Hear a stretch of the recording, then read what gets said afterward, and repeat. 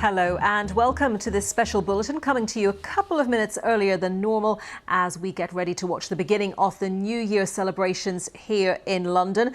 We have been promised a live spectacular, although people have been encouraged to watch from home if they can and not to gather in the centre of the city. But let's get a sense of what it's like out on the streets now and go to Trafalgar Square where our correspondent Jean Mackenzie is. Jean. Well, yeah, I mean, as you can see behind me, that stay-at-home message hasn't filtered through to everybody. The public events here in central London might have been cancelled, so the fireworks that you were used to seeing along the Thames and even the smaller party that was planned here for Trafalgar Square. But still people have been coming up to town. The streets have been getting busier and busier as the night's gone on, and what people are doing now is they're all making their way down towards the river. The surprising thing is many of the people that we've been speaking to are still expecting those fireworks to be taking place, but even those that aren't expecting anything just want to be out to celebrate. They want to see in this new year. They stayed at home last year and this year they want to celebrate. OK, Jean, thank you very much for that. I'll be talking again to Jean shortly, but just to let you know as we wait, well, you can see the countdown starting there. Britain is seeing in the new year its hottest New Year's Eve ever recorded. 15.8 Celsius was the high, the Met Office has said. So as we take in some of London's most recognisable landmarks, let's listen in to the countdown.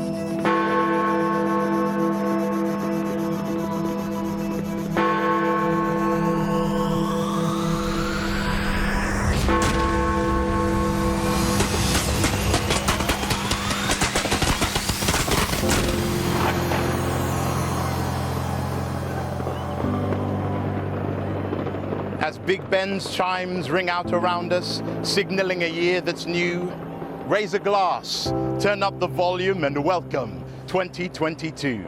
And as we share this midnight moment and imagine all that's still to come, let's relish the magnificent things we achieved in 2021. We rallied round our NHS heroes as they rolled out the vaccination, and we stood beside our three lions, heads raised and proud, united together as a nation. We won 124 Paralympic medals, one of the greatest hauls we've ever seen, and our star, Emma Raducanu, won the US Open. She's only 18. We saw the return of live events and reclaimed companionship and camaraderie. Tom Daley brought home gold and still found time to knit a Cardi. COP26 convened in Glasgow, aspiring to build a world that heals. And Marcus Rashford and his fans gave out 21 million free school meals.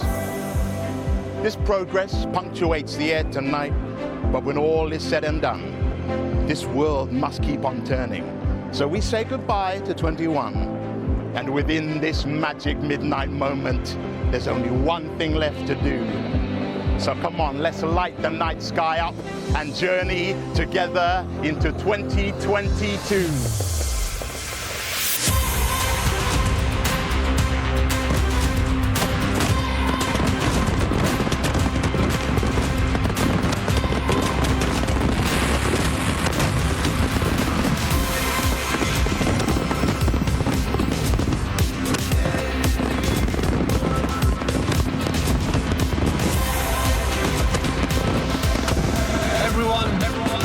Welcome.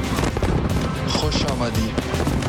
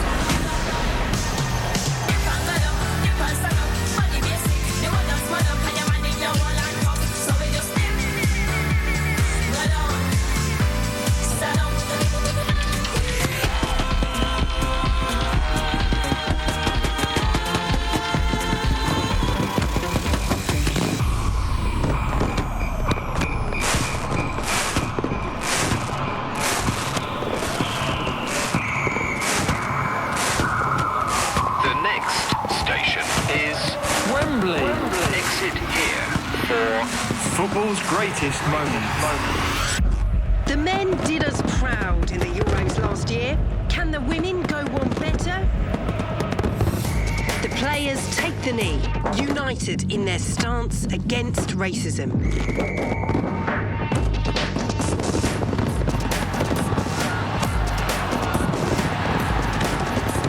Again and again they stream forward, looking for an opening. This looks promising and... Oh, that is brilliant! That is world class! The crowd goes wild. The country goes wild. We hope to see you in London for the UEFA Women's Euros. 2022 will be huge for sport across the UK.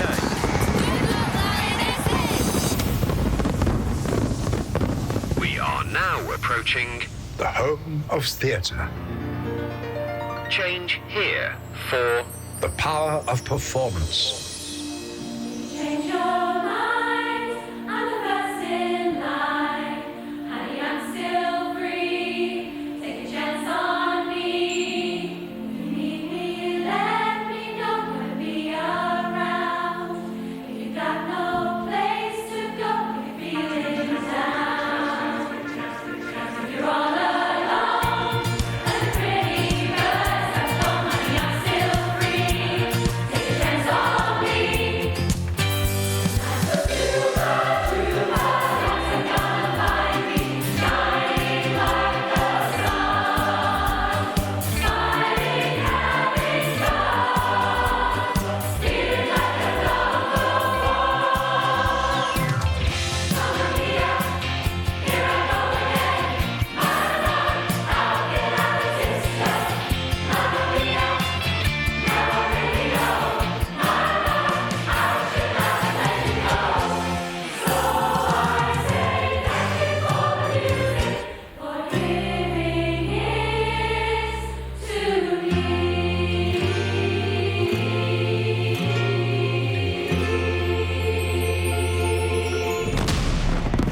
the next station is Good times ahead!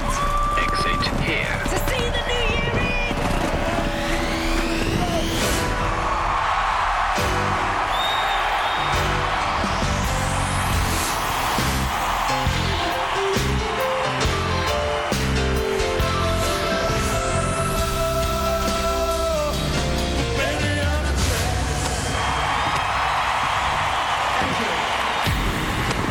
You guys ready to party?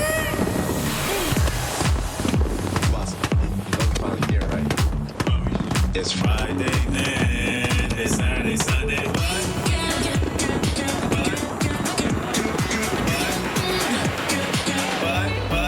We want that weekend. It's Friday then. It's Saturday, Sunday. What? It's Friday then. It's Saturday, Sunday. What?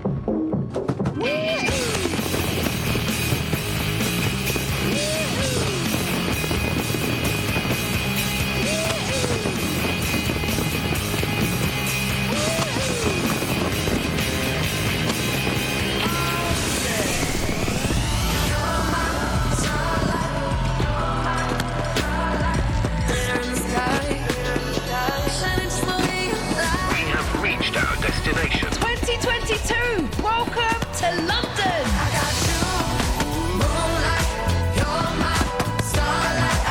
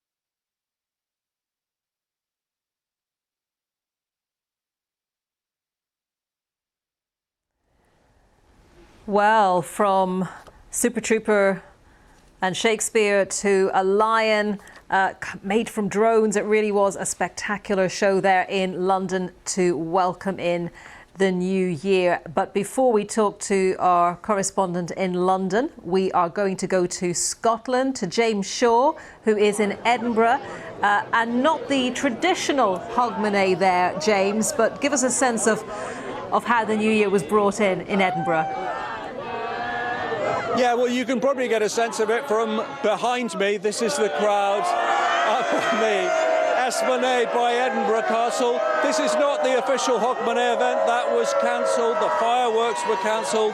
But hundreds, maybe thousands of people came up here to celebrate in their own way with mobile phones and guitars and bottles of beer. And I suppose just to show that despite the wretched year that many people have had, Scotland still knows how to celebrate. The police have been here, but it's been a very light touch from the police. They haven't tried to intervene. They have said that this event which is happening is not a formal event, so people are not breaking the law here. But you can see there is a massive crush of people at the moment really enjoying themselves. I suspect it will disperse fairly quickly as the minutes tick by towards 1 o'clock, but people have come here and they have welcomed in 2022 in the hope that it's perhaps a little bit better than 2021. Absolutely, James. We can all share in that sentiment. And for people who have decided to see in the new year from home, I guess they are hoping, well, the political messaging was that if curbs were brought in now, the hope would be that life could return to normal a little bit faster. I guess that is possible. At the moment, the restrictions that are put in place by the Scottish Government will last at least until the 17th of this month. They will be reviewed before that, and we will know at some point within the next couple of weeks if it is going to change. But of course, it all depends on the figures, and we know that there have been record figures for infections in Scotland, let alone other parts of the UK. So it really all depends on that, how effective the vaccines are going to be in Scotland, and the booster campaign has worked pretty well. They got to, I think, 77% of adults, people over 18, had a booster by yesterday. They were aiming for 80%. So it really all depends on that and what the figures show us in the coming days about whether Omicron is going to peak quickly and then disappear, or whether it's going to carry on perhaps for some weeks yet. OK, James, Happy New Year to you, and thank you very much. James Shaw in Edinburgh. And let's join Jean McKenzie now, who is in Trafalgar Square for us. Happy New Year to you, Jean. The message to people was, of course, to try to watch the celebrations, the spectacular show that we've just witnessed in London to welcome in the new year, to watch that from home. But as is very evident behind you, lots of people wanting to be out and about on the streets of the capital. Yeah, and people were told in advance that the public celebrations have been cancelled. The spectacular that we just saw on screens now was going to be far better watched from the comfort of your living room and the television, but that didn't stop many people coming out here this evening. Lots of them felt that they were going to be able to come to central London and that they were actually going to be able to see fireworks. So obviously where we are in central London, many of them walk down to the river now. So what you're seeing now is them all walking back up from the river and going home, and actually slightly more anticlimactic than we had there in Scotland. You know, people sort of cheered Happy New Year and shouted, and then when they realised that they weren't going to see anything and nothing was actually happening where we were, everything died down fairly quickly. But the thing that's happening in London and around England tonight that's different from Scotland, of course, is that there are no restrictions on socialising. So people have been free to go to bars and to go to clubs and party in the night here in a very different way to elsewhere around the country. And we have seen, of course, closer to the Welsh and Scottish borders, people have travelled from Wales and Scotland into England because of the fact that there aren't those restrictions which are in place in the other UK nations. Have you come across people who've travelled from elsewhere so that they could be out tonight? So what's been interesting this evening is we haven't actually met anyone here in central London who's come from Wales or come from Scotland, but who we have met is people who've travelled from all across England to be here. So people who've come as far as Liverpool and Leeds to be here in central London tonight for the celebration. Some of them not knowing that there wasn't going to be a public event, but others of them just wanting to be here and wanting to see the new year in. And I think that's what's been interesting. A lot of people here felt that this was a new year that they wanted to celebrate, not because 2020 was this fantastic year that they've been hoping for, but because last year they stayed at home, and this year they feel that they've done everything right. You know, many of them, they've gone to get their vaccines, they've had their boosters, perhaps they've even had coronavirus themselves, and so this now is about looking forward to the year ahead with a little bit more hope. OK, Jean, thank you for that. Jean Mackenzie in central London. Well, we'll bring you more on the New Year's Eve celebrations around the world later in the programme.